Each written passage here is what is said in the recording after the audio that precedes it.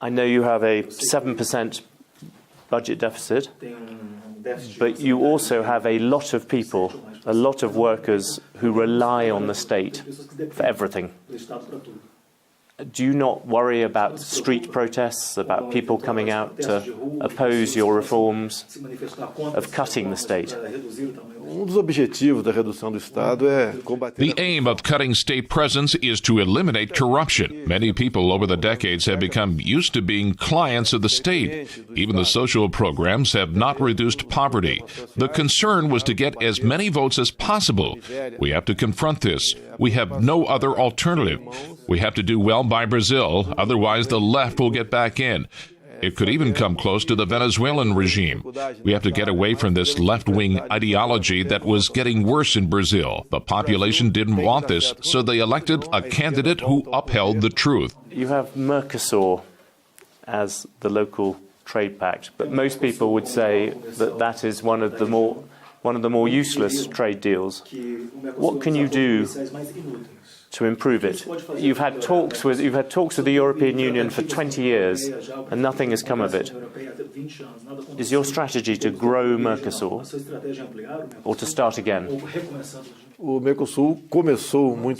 Mercosur began well. When the Labour Party got into power, trade began to overlook the ideological question. This held Brazil back.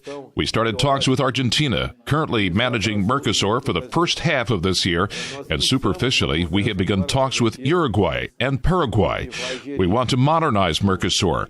A country the size of Brazil can't be tied to Mercosur for its trade. We need to be free and make bilateral agreements. Regarding the European Union, whatever the agreement, there will be restrictions suggested by France.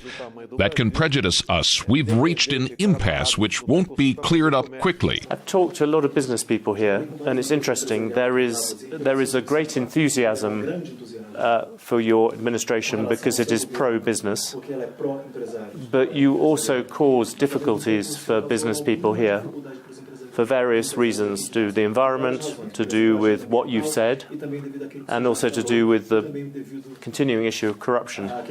On the environment, most business people here do not want to be associated with deforestation. You have talked about pulling Brazil out of the Paris Accord.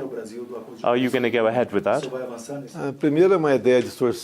The first question on the environment: Brazil is a country that more than many protects its reserves and the environment. It's enshrined in law that a farmer must protect 20 to 80% of his farm without any state support from the Brazilian government. This has to be respected.